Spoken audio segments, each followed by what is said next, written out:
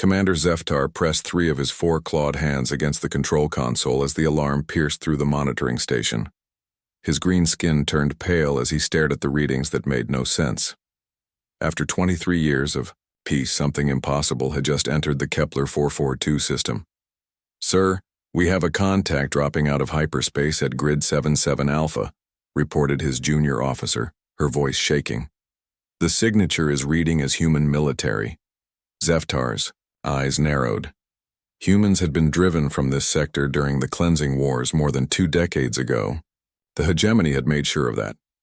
Every human ship had been destroyed or forced to flee beyond the galactic rim. There should be no human vessels left anywhere in civilized space. "Run a full diagnostic on all sensors," he ordered. "This must be equipment failure."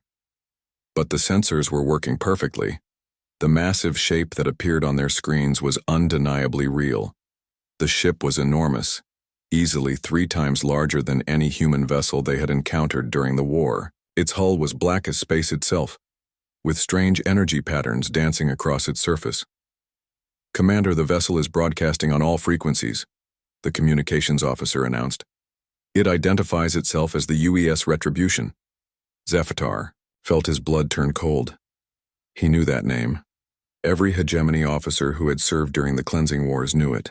The Retribution had been the flagship of the human resistance, supposedly destroyed in the final battle at Sol Station. He had seen the battle reports himself. The ship had been vaporized along with its entire crew. "That ship was destroyed 23 years ago," he said slowly. "Whatever this is, it cannot be the real Retribution."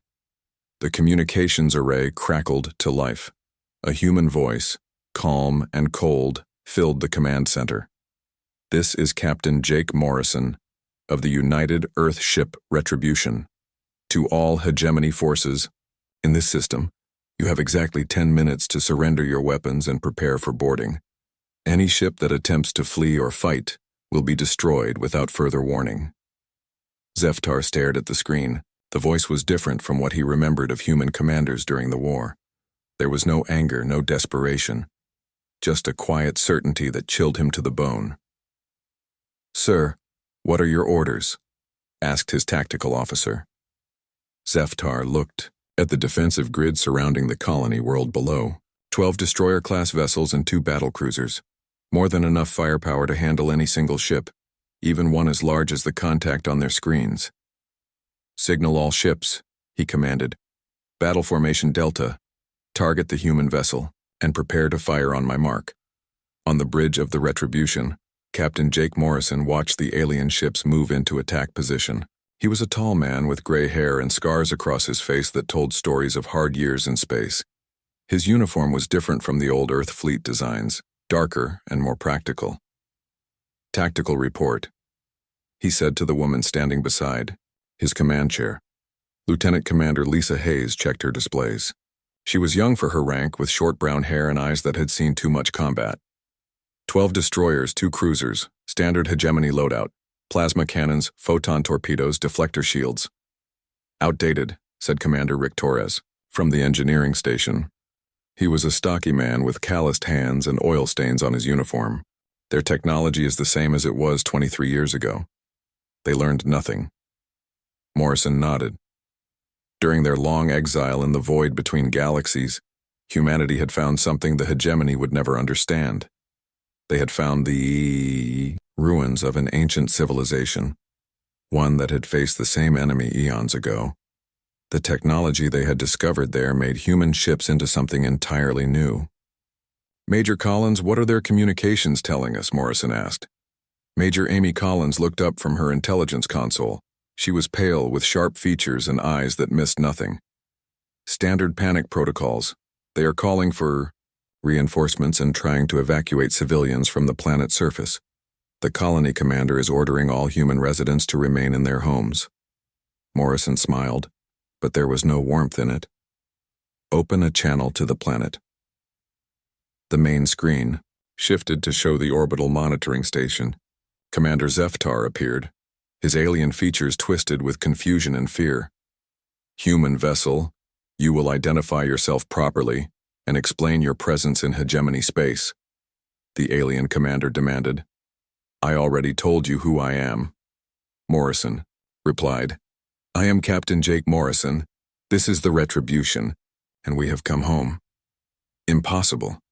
The Retribution was destroyed. All human military assets were eliminated during the final cleansing operations.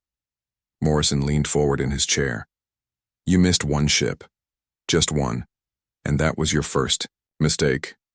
Even if you are who you claim to be, you are still just one vessel against an entire fleet. Surrender now, and you will be treated according to the laws of war. Morrison laughed, a sound without humor. Laws of war? You burned our colonies.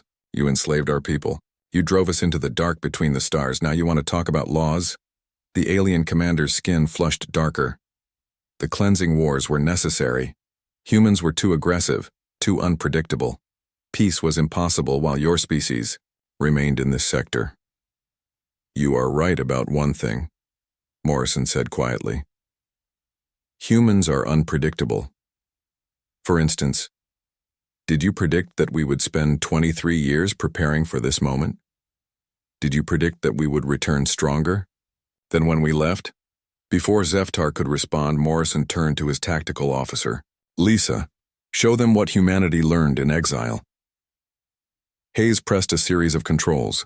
The Retribution powered up weapons that no alien species had ever seen before. Energy readings spiked across hegemony sensors as gravitational distortions appeared around the human ship. Fire, Morrison said simply. The first shot tore through space faster than light itself. It struck the lead hegemony destroyer, and the ship simply ceased to exist. No explosion, no debris field. One moment it was there, the next it was gone. The remaining ships opened fire, but their weapons struck some kind of barrier around the Retribution and scattered harmlessly into space. The human ship moved through their defensive formation like a shark through fish, its weapons reaching out to touch ship after ship. Within minutes, the entire hegemony fleet was gone. Only the orbital station remained, its crew frozen with terror. Morrison opened the channel again. Commander Zeftar, you now have a choice.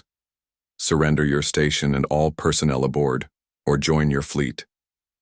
The alien commander stared at him with wide eyes. What do you want? Everything, Morrison replied. We want our colonies back. We want our people freed. We want every species that participated in driving us away to kneel before humanity and beg forgiveness. The Hegemony Council will never accept such terms. Morrison smiled again, and this time it was even colder than before. Then the Hegemony Council will burn. Signal your surrender, Commander. This is your only warning. On the planet below, human Drew, colonists who had lived under alien rule for more than 20 years looked up at the sky. They saw the flashes of light as their oppressors died, and for the first time since the cleansing wars, they dared to hope. The exile was over. Humanity had returned, and they had brought hell with them. 24 years earlier, Lieutenant Jake Morrison stood on the bridge of the evacuation ship Genesis as Earth burned behind them. He was young then, barely 30, with hope still alive in his eyes. Around him, families clutched their belongings and wept as they watched their homeworld disappear into flames. Sir, we have confirmation, reported Ensign Lisa Hayes from her station. She was just out of the academy, her uniform still crisp despite the chaos around them.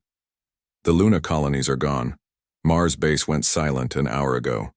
We are the last ship out of the Sol system. Morrison clenched his fists. The hegemony had come without warning, their vast fleets appearing at every human world simultaneously. Within 72 hours, 300 years of human civilization had been reduced to ash and memory. How many made it out? He asked. 15 ships total, sir. Maybe 50,000 people out of 12 billion. Morrison closed his eyes.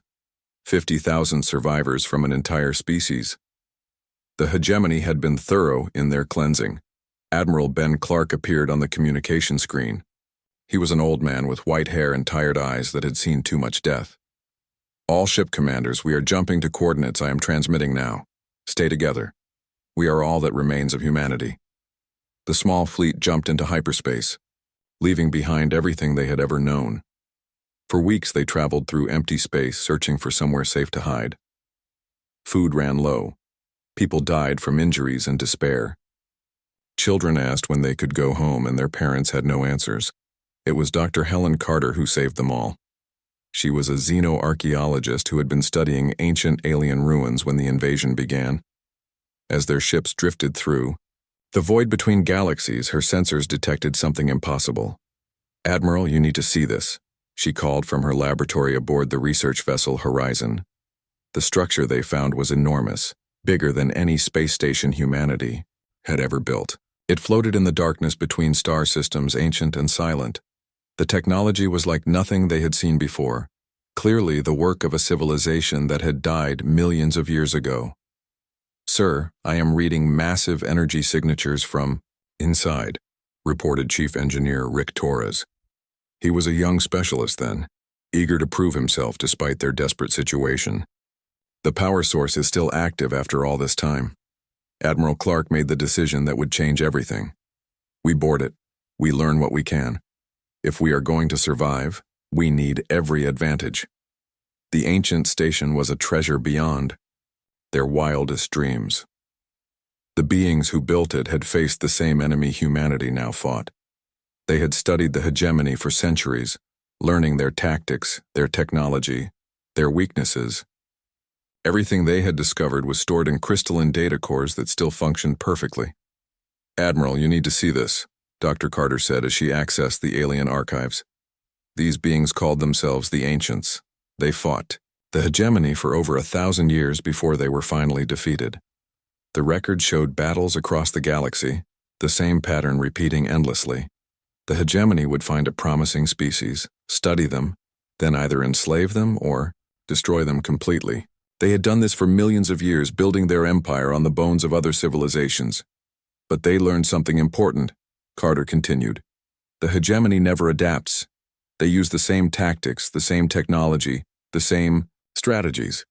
They believe they are perfect, so they never change. Morrison studied the battle records with growing excitement. "That means we can predict their moves." "More than that," Torres said as he examined the alien technology. "We can build better weapons. The Ancients developed technologies specifically, designed to counter hegemony defenses." Admiral Clark looked at the readings and made a decision that would define the next 2 decades. "We stay here. We learn everything these Ancients knew. We build ships that can match anything the hegemony has. And then we go home." Back in the present, Captain Morrison walked through the corridors of the Retribution, remembering those early years of exile. The ship around him was the result of 23 years of desperate work, combining human engineering with ancient technology in ways that created something entirely new. Commander Torres appeared beside him, now older and bearing the scars of countless hours working with alien machinery. "Captain, we are receiving surrender signals from the orbital station. Commander Zeftar is requesting terms." "No terms," Morrison replied. "Unconditional surrender. They board our shuttles, they leave their weapons behind, and they tell us everything they know about current hegemony positions." Torres nodded and moved away to relay the orders. Morrison continued his walk, passing the memorial wall where the names of everyone they had lost during the exile were carved into metal. Admiral Clark had died 5 years ago, never living to see their return. Dr. Carter had passed 2 years later, her work on ancient technology complete. But their sacrifice had not been wasted. The survivors had learned, adapted, and grown strong. In the darkness between stars, they had studied every aspect of hegemony culture, every weakness in their technology, every blind spot in their thinking. Major Amy Collins approached from the intelligence section. She had been just a child when they fled Earth, growing up aboard the refugee ships and dedicating her life to preparing for this moment. "Captain, I have completed the analysis of captured hegemony communications," she reported. "They have expanded significantly since we left. 47 new client species over 200 occupied worlds. They control nearly a third of the galaxy now." Morrison smiled grimly. "Good. The bigger they are, the harder they fall." Lieutenant Commander Hayes joined them, her young face now marked by years of training and preparation. "Sir, the shuttles, are returning from the station. We have prisoners and a complete database of their current military positions. Excellent work, Morrison said. Signal the fleet. Hayes looked confused. Sir? What fleet? Morrison activated a communication panel and entered a code he had memorized 23 years ago. Across the void, ships that had been hidden in the darkness powered up their systems and revealed themselves. The Retribution was not alone. Humanity had built more than one ship during their exile. 50 vessels materialized around the Kepler 442 system, each one incorporating the same ancient technology that made the Retribution so deadly. They had learned from the mistakes that led to their defeat, and they had prepared for war on a scale the galaxy had never seen. All ships, this is Morrison, he broadcast. Begin Phase 2. Every hegemony installation in this sector is to be eliminated. Show no mercy to those who showed us none. The human fleet spread out across the system like hunting wolves, their weapons charging and their crews ready for battle. The exile had ended, but the real war was just beginning. On the bridge of the Retribution, Morrison looked out at the stars and remembered the promise he had made standing over Admiral Clark's grave. They would return home, and they would make the galaxy pay for what it had done to humanity. The payment was about to begin. High Chancellor Mordak slammed his massive fist against the council table, making the other hegemony leaders flinch. His species, the Thakran, stood 8 feet tall with thick armor plating covering their bodies. He had ruled the hegemony for 30 years and never faced a threat he could not crush. One ship, he roared at the assembled council. You tell me that one human ship destroyed an entire defensive fleet? Councillor Vexhai of the Velkari shifted nervously in her seat. High Chancellor, the reports are confirmed. The monitoring station at Kepler 442 was captured intact. All fleet assets in the system were eliminated within minutes. Mordak turned his red eyes toward Fleet Admiral Kethra, a tall insectoid being whose species had served as the hegemony's military backbone for centuries. Admiral, explain to me how this is possible. Kethra clicked her mandibles together, a sign of deep thought among her people. High Chancellor, the human vessel displayed technology we have never encountered. Our sensors could not penetrate their defensive screens. Their weapons bypassed our shields completely. Impossible. We destroyed the human fleet 23 years ago. We watched their ships burn. Perhaps we did not destroy them all, suggested Councillor Zulman of the Reptiloid Confederation. His snake-like features showed genuine concern. The humans were always resourceful. Maybe some escaped to the outer rim. Mordak stood and walked to the massive window that looked out over the hegemony capital world. Below him, representatives from dozens of species went about their daily business, secure in the knowledge that the hegemony protected them from chaos. He would not let one human ship threaten that order. Admiral Kethra, you will take the 5th Fleet and eliminate this threat. 50 ships should be more than adequate to deal with whatever the humans have managed to salvage. The Admiral bowed her head. It will be done, High Chancellor. 3 days later, Admiral Kethra dropped out of hyperspace at the edge of the Kepler 442 system with 50 of the hegemony's finest warships. Her flagship, the battlecruiser Dominion, was the most powerful vessel in the fleet. She had used it to crush rebellions across the galaxy. Admiral, we are detecting the human vessel in the asteroid field near the 4th planet, reported her sensor officer. They appear to be mining operations. Kethra studied the tactical display. The human ship was alone among the floating rocks, apparently defenseless. It seemed too easy, but she had learned not to underestimate any enemy. Battle Formation 7. Surround the asteroid field. I want that ship trapped with no chance of escape. Captain Morrison watched the hegemony fleet take position around the asteroid field. He stood on the bridge of the Retribution, calm and patient as his enemies made their moves. Behind him, his crew worked with quiet efficiency. 53 vessels, reported Lieutenant Commander Hayes from her tactical station. 3 battle cruisers, 15 heavy cruisers, and 35 destroyers. They brought their best ships. Good, Morrison replied. When we destroy them, the rest of the galaxy will know we are serious. Commander Torres looked up from his engineering console. Captain, The modifications to the asteroid mining charges are complete. We have turned every piece of floating rock in this field into a weapon. Morrison nodded. During their exile, humanity had learned that direct confrontation was not always the best approach. The ancients had taught them the value of strategy, of using the environment itself as a weapon. Major Collins, what are they saying to each other? Collins monitored the alien communications with equipment that could decode their encrypted channels. Admiral Kethra is dividing her fleet into 3 groups. She plans to attack from multiple directions simultaneously.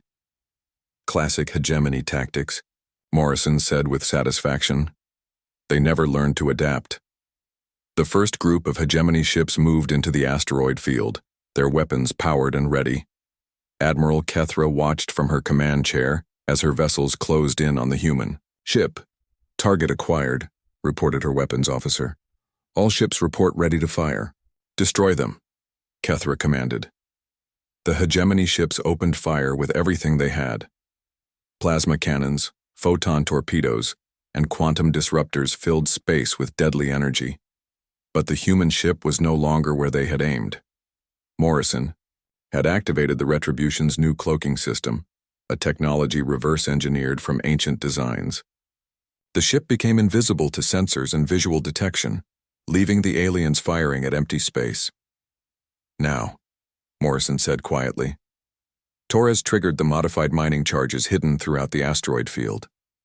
What had appeared to be simple, rock suddenly became devastating weapons.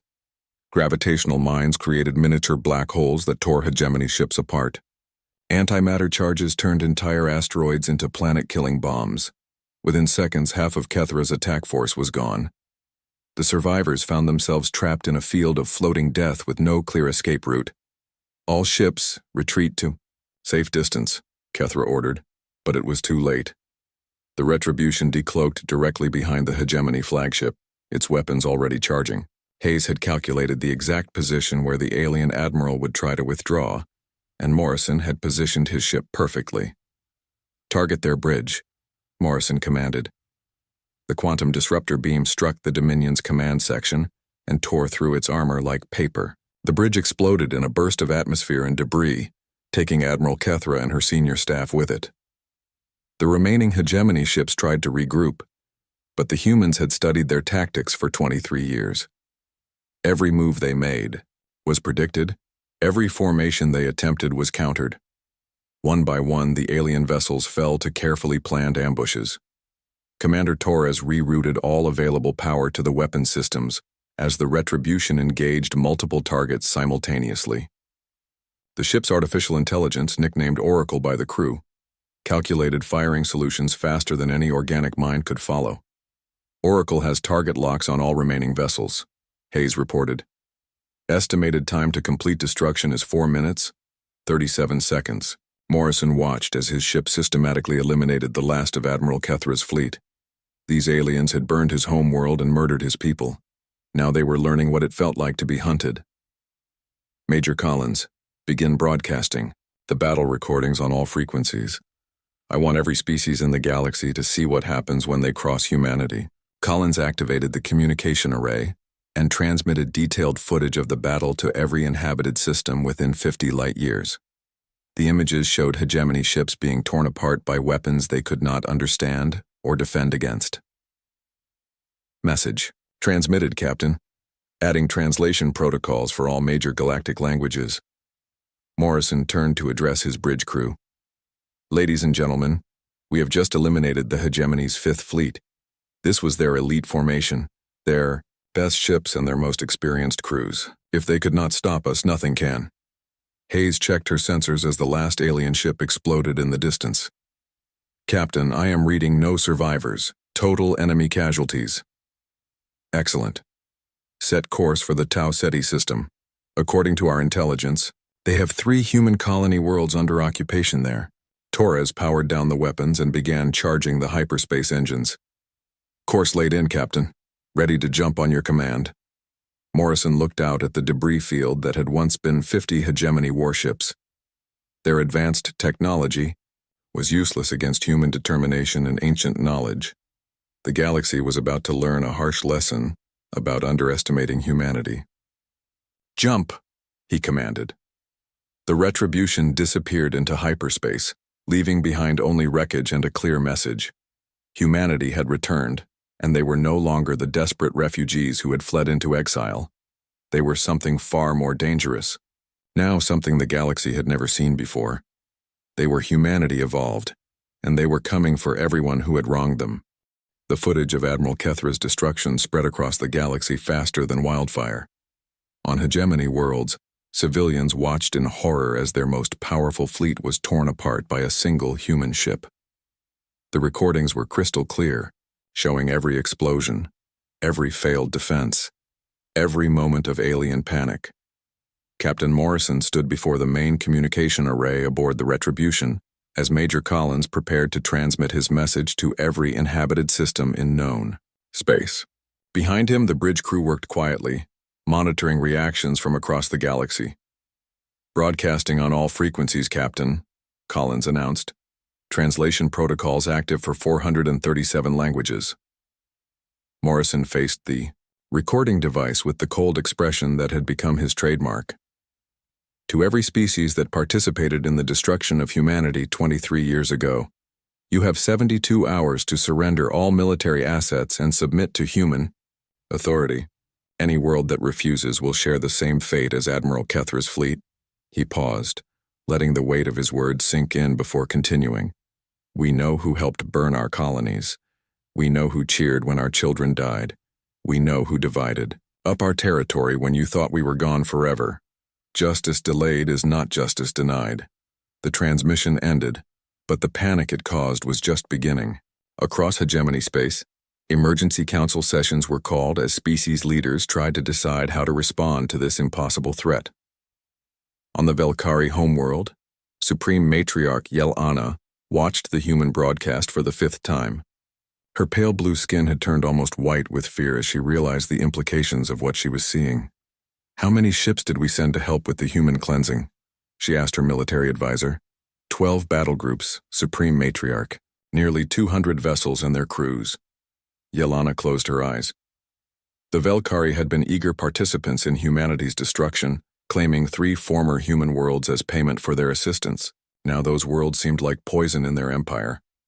"Contact the human ship immediately," she ordered. "Arrange for immediate surrender negotiations."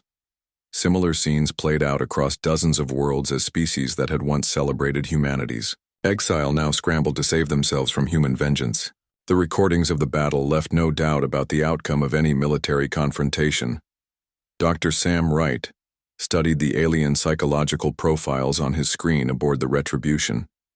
He had spent years learning how different species reacted to fear and stress, knowledge that Morrison now used as another weapon.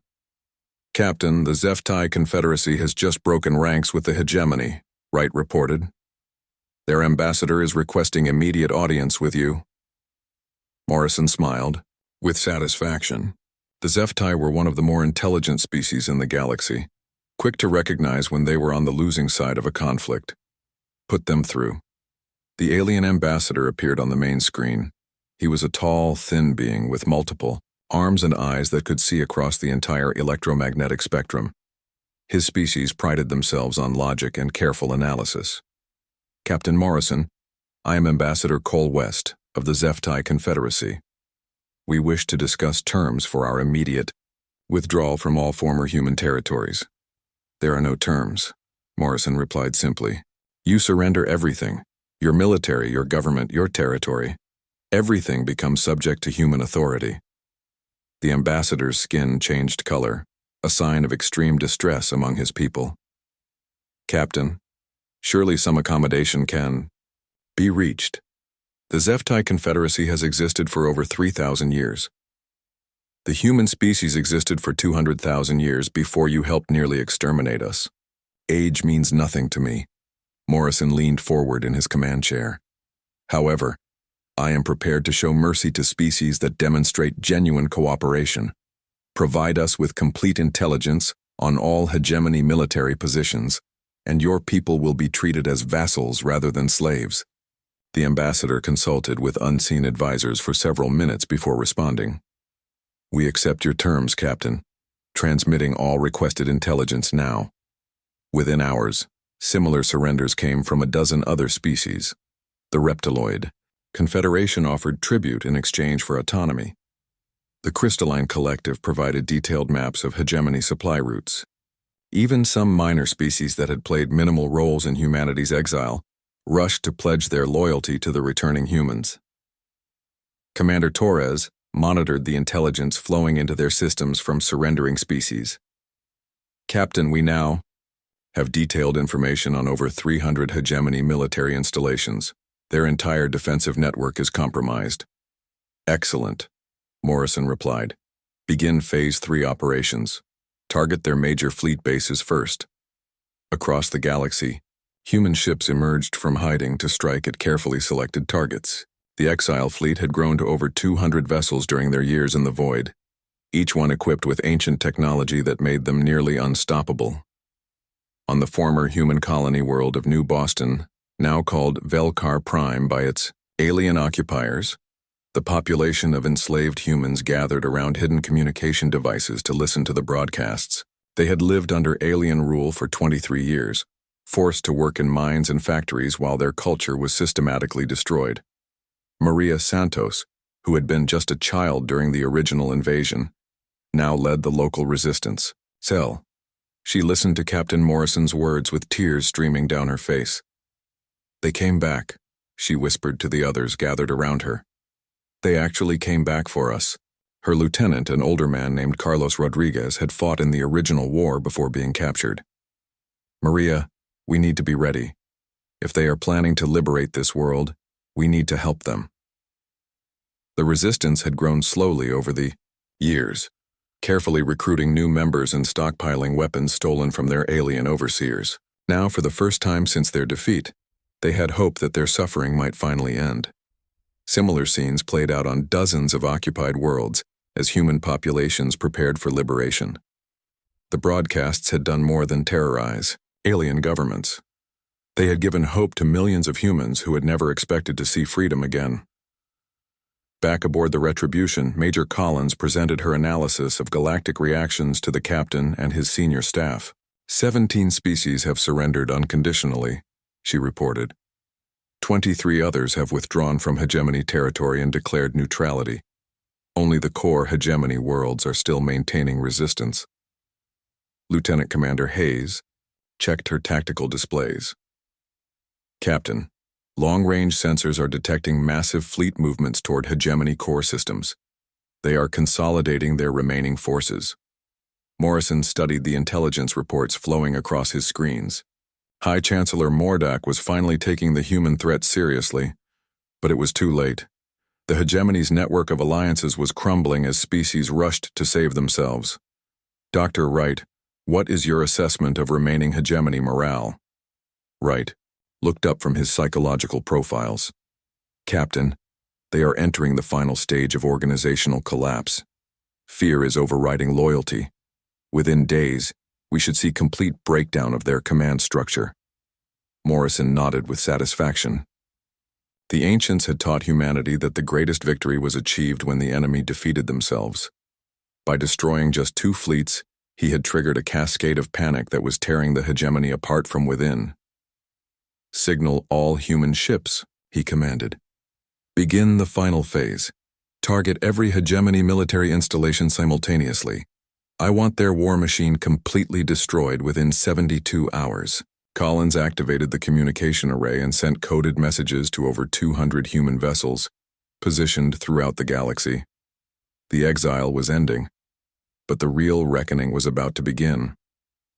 On worlds across space, alien populations looked up at their skies and waited for the hammer to fall. 23 years ago, they had driven humanity into the darkness between stars. Now the darkness was coming home, and it was hungry for justice. High Chancellor Mordak stared at the tactical display showing the collapse of his empire. Red markers indicated lost systems. Yellow showed worlds that had declared neutrality. Only a handful of green markers remained, clustered around the hegemonies. Core worlds. Protocol 7, he said quietly to his military council. Activate all planet cracker weapons. The assembled alien commanders looked at each other with obvious fear. Protocol 7 was the hegemony's most closely guarded secret, a doomsday weapon designed to destroy entire worlds rather than let them fall into enemy hands. "High Chancellor," said General Vorth of the Thakran military, "Protocol 7 will kill billions of humans still living on occupied worlds. Are you certain this is necessary?" Mordak slammed his fist on the table. "If we cannot rule them, then no one will. Better dead humans than free humans spreading their poison across the galaxy." The planet cracker weapons had been built in secret, over decades, hidden in asteroid fields and space stations throughout hegemony territory. Each device was capable of cracking a world's crust and turning the entire planet into molten rock within hours. "General Vorth, you will coordinate the deployment. I want every former human world prepared for destruction. If Captain Morrison wants his colonies back, he can have them as funeral pyres." Across the galaxy, the massive weapons began moving toward their targets. Each planet cracker was the size of a small moon, powered by antimatter cores that could burn for centuries. They had been the hegemony's insurance policy against rebellion, and now they would serve as instruments of genocide. Captain Morrison received the intelligence from Major Collins while the Retribution was approaching the New Geneva system. The Yagi, former human colony, was now home to over 50 million people, most of them descendants of the original settlers who had survived the occupation. "Captain, our agents report 3 planet crackers moving toward New Geneva," Collins announced from her intelligence station. "Estimated time to firing position is 18 hours. Morrison felt cold anger fill his chest. Even in defeat, the aliens were determined to deny him his people's survival. "Signal the fleet. All available ships converge on New Geneva immediately." Lieutenant Commander Hayes checked her tactical displays. "Sir, the planet crackers are heavily defended. Each one has a full battle group protecting it. We will be facing over 90 enemy ships." "Then we face 90 ships," Morrison replied grimly. "Commander Torres, what is the status of our new weapons?" Torres looked up from his engineering console. "The quantum torpedo modifications are complete, Captain. We can now target the planet crackers' antimatter cores directly, but we will need to get close enough for precision shots." Dr. Wright appeared on the bridge carrying data tablets filled with tactical analysis. "Captain, I have studied the planet cracker designs. They have a critical weakness. If we can overload their containment fields, the antimatter will consume the weapons from within." Morrison studied the technical specifications Wright had provided. The planet crackers were massive and powerful, but they were also old technology. The hegemony had built them using the same outdated designs they had used for centuries. "How close do we need to get?" "Within 5,000 kilometers, Torres replied. "But that puts us well within their defensive perimeter." Morrison smiled, coldly. "Then we go through their defenses." The human fleet dropped out of hyperspace at the edge of the New Geneva system like a pack of hunting wolves. 37 ships armed with ancient technology faced off against 3 planet crackers and their escort fleets. Admiral Texvar of the Hegemony Defense Fleet watched the human ships approach on his tactical display. He commanded 93 vessels from his flagship, the heavy battlecruiser Vengeance. This would be the largest space battle since the original Cleansing Wars. All ships, Battle Formation Alpha. Protect the planet crackers at all costs. If even one of those weapons reaches the surface, our mission is complete. The hegemony ships moved into defensive positions around the massive planet crackers. Each weapon was protected by 30 vessels arranged in overlapping fields of fire. It should have been an impenetrable wall of destruction. Morrison stood on the bridge of the Retribution as his fleet approached the enemy formation. Around him, his crew worked with the deadly efficiency they had perfected during 23 years of preparation. "All ships, implement attack pattern Omega," he commanded. "Target the escorts first. Clear a path to the planet crackers." The battle began with the humans using their cloaking technology to approach undetected. Half the fleet vanished from hegemony sensors while the other half engaged the enemy escorts in direct combat. Hayes coordinated the attack from her tactical station. "First wave is engaging enemy destroyers. Cloaked ships are moving into flanking positions." The hegemony forces found themselves fighting an enemy they could not properly target. Human ships appeared and disappeared like ghosts, striking from unexpected angles before vanishing again. Their weapons tore through alien shields with frightening ease. Torres pushed the Retribution's engines beyond safe limits as Morrison maneuvered toward the nearest planet cracker. The massive weapon was still 10 hours from firing position, but that gave them little time to work with. "Target the antimatter containment field," Morrison ordered as they closed distance with the first planet cracker. The quantum torpedoes struck the weapon's core systems with precision that no hegemony gunner could match. The ancient targeting. Computers calculated exactly where to hit for maximum damage. Within seconds, the planet cracker's containment field began to fail. "Antimatter breach detected," Torres reported. "The weapon is consuming itself from within." The first planet cracker exploded in a burst of pure energy that vaporized 6 nearby hegemony escort ships. The humans had turned the enemy's own weapon against them. Admiral Texvar watched in horror as one of his planet crackers destroyed itself. "All ships concentrate fire on the human flagship. Destroy Captain Morrison at any cost." But Morrison was already moving toward the second weapon. The Retribution weaved through enemy fire like a dancer, its defensive screens deflecting shots that should have destroyed any normal ship. Collins intercepted enemy communications as the battle raged around them. "Captain, the remaining planet crackers are accelerating toward the planet. They are trying to reach firing position before we can stop them." "Not if I stop them first," Morrison replied. He turned to his crew. "All power to engines. We catch those weapons before they can fire." The Retribution surged forward through the battlefield, leaving destruction in its wake. Human ships followed their captain's lead, carving a path through enemy defenses with ruthless determination. The second planet cracker fell to another precision strike, its antimatter core overloading in a spectacular explosion. But the third weapon was getting dangerously close to New Geneva. 5 minutes to firing position, Hayes announced. "We are running out of time." Morrison pushed his ship harder than ever before. Warning lights flashed across the bridge as systems overloaded, but the crew held their positions. They had not come this far to fail now. Torres aimed the final quantum torpedo with calculations that pushed the targeting computer to its limits. The shot had to be perfect, or 50 million humans would die. "Firing," he announced. The torpedo struck the planet cracker's core just as it entered firing position above New Geneva. For a moment, the weapon's systems flickered as antimatter containment failed. Then the massive device vanished in an explosion that lit up the entire system. Morrison looked down at the planet below, where millions of humans were celebrating their survival. The last of the hegemony's doomsday weapons was gone, destroyed by the very people it was meant to kill. "Signal the planet," he commanded. "Tell them they are free."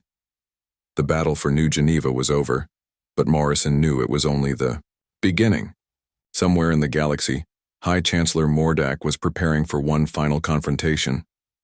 The hegemony would not surrender easily, but humanity was ready for whatever came next.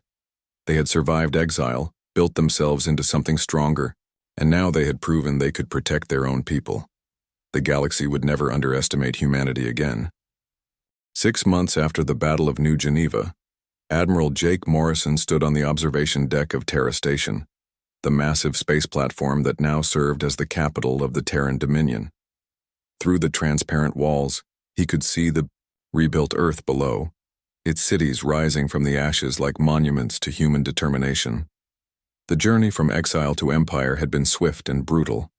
After the destruction of the planet crackers, hegemony resistance had collapsed like a house built on sand. Species that had once ruled star systems now begged for the right to exist under human protection. "Admiral, the delegation from the Velkari Confederacy is here for the formal surrender ceremony," announced Colonel Amy Collins, now serving as Morrison's intelligence chief for the entire Dominion. Morrison nodded and adjusted his new uniform. The dark blue fabric bore the insignia of the Terran Dominion, a rising sun surrounded by stars representing humanity's return to the galaxy. "Send them to the main assembly hall. It is time to finish what we started." The assembly hall was enormous, designed to hold representatives from dozens of species. At the center sat a simple throne made from metal salvaged from the original human colony ships. Morrison had insisted on the symbolism. This empire was built on the bones of what the aliens had tried to destroy. High Chancellor Mordak entered the hall in chains, flanked by human guards carrying weapons that could vaporize him in an instant. The once mighty leader of the hegemony now looked small and broken. His red skin had faded to a sickly pink, and his massive frame seemed to have shrunk with defeat. Behind him came representatives from every species that had participated in humanity's exile. The Velkari Supreme Matriarch Yelana kept her eyes on the floor, unable to meet Morrison's gaze. The reptiloid ambassador hissed softly in distress. Even the proud Zeftai delegation looked nervous despite their earlier surrender. Morrison took his place on the throne and looked out at the assembled aliens. These beings had once commanded fleets that could burn worlds. Now, they waited for his permission to speak. 24 years ago, you drove humanity from this galaxy, he began, his voice carrying clearly through the vast hall. You burned our worlds, enslaved our people, and scattered us to the void between stars. You believed you had won a final victory. He stood and walked down the steps toward the alien delegation. You were wrong. You did not destroy humanity. You forged us into something stronger. Commander Rick Torres, now serving as Minister of Technology, presented Morrison with a data tablet containing the surrender documents. The terms were simple and absolute. Every species present would become a vassal state of the Terran Dominion. Their military forces would be disbanded. Their governments would serve at human pleasure. High Chancellor Mordak, Morrison said, stopping in front of the fallen leader. Do you have anything to say before you sign your surrender? Mordak raised his head slowly, his red eyes filled with hatred and defeat. You think you have won, human. But empires built on vengeance do not last. Eventually, your own nature will destroy you. Morrison smiled coldly. Perhaps, but that will be humanity's choice to make, not yours. The signing ceremony took 3 hours as representative after representative acknowledged human supremacy. Each signature was another nail in the coffin of the old Galactic Order. When it was finished, Morrison addressed the assembly one final time. The hegemony is dead. In its place stands the Terran Dominion. You will have new rules to follow, new masters to serve. But unlike your former leaders, we offer something the hegemony never did. We offer hope. He gestured to Dr. Sam Wright, who had become the Dominion's Minister of Alien Affairs. Dr. Wright will explain how your species can earn greater freedoms through cooperation and loyalty. Serve humanity well and you will prosper. Betray us and you will discover that our mercy has limits. After the ceremony, Morrison walked through the corridors of Terra Station with his senior staff. The walls were lined with memorials to the billions of humans who had died during the cleansing wars. Their names would never be forgotten. Admiral, what are your orders regarding the remaining hegemony military assets? Asked General Lisa Hayes, who now commanded the Dominion Defense Forces. Dismantle them completely, Morrison replied. Every ship, every weapon, every piece of military technology. Turn their metal into farming equipment and construction materials. Let them build instead of destroy for once. Collins presented her intelligence report as they walked. Sir, we have confirmed that all human colonies have been liberated. The population count is higher than expected. Nearly 200 million humans survived the occupation across 47 worlds. Morrison felt a moment of satisfaction. 200 million survivors from a species that had numbered in the billions. It was not enough, but it was a beginning. Begin the resettlement programs immediately. Every human who wants to return to Earth will have that opportunity. They reached Morrison's private office, a simple room with windows overlooking the planet where humanity had first reached for the stars. On his desk sat a small piece of metal from the original colony ship that had carried his grandparents to their new home among the stars. Admiral, there is one more matter, Wright said carefully. The question of what to do with High Chancellor Mordak and the other war criminals. Morrison considered this for a long moment. The easy answer would be execution, swift justice for the billions who had died, but he had learned something during the long years of exile. Life imprisonment on a penal colony. Let them live with their failures. Death would be too merciful. Torres activated the communication system that connected Terra Station to every world in the new Dominion. "Admiral, the galaxy is waiting to hear from you." Morrison looked out at the stars and thought about the journey that had brought them to this moment. From desperate refugees to rulers of half the galaxy in less than 25 years. It was a story that would be told for centuries to come. "Citizens of the Terran Dominion," he began, his voice carrying to billions of beings across hundreds of worlds. "Today marks not just the end of the hegemony, but the beginning of a new age. Humanity has returned to take its rightful place among the stars."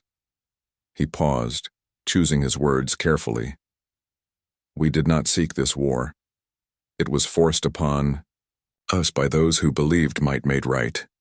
But we have proven that intelligence, determination, and unity are stronger than any fleet." The transmission reached former hegemony worlds where alien populations listened in fearful silence. It reached liberated human colonies where crowds celebrated in the streets. It reached the far edges of known space where other species watched and wondered if humanity would come for them next. "To those who serve the Dominion faithfully, you will find us fair but firm rulers.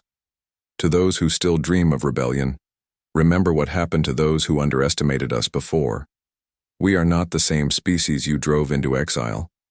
We are something new, something stronger, something you cannot defeat." Morrison looked directly into the camera, his eyes holding the cold fire that had sustained him through 24 years of preparation. "We left as refugees fleeing for our lives. We returned as conquerors claiming what was ours. Remember this moment, and remember why it happened. Humanity does not forget. Humanity does not forgive. But humanity can be merciful to those who earn it." As the transmission ended, Morrison turned back to the window overlooking Earth. The planet was healing, its scars slowly fading as human engineers rebuilt what had been destroyed. In the distance, he could see the construction ships building new vessels for the Dominion fleet. "Admiral, your orders for tomorrow?" asked Hayes. Morrison smiled, but it was different now from the cold expression he had worn during the war. There was still steel in it, but also something that might have been hope. "Tomorrow we start building something better than what came before. The galaxy spent millions of years under the rule of tyrants and bullies. Now it is time to see what it looks like under human leadership." Above them, the stars shone with the light of 1 billion worlds, all of them now bowing to the species that had once been driven into the dark. The exile was over. The age of humanity had begun.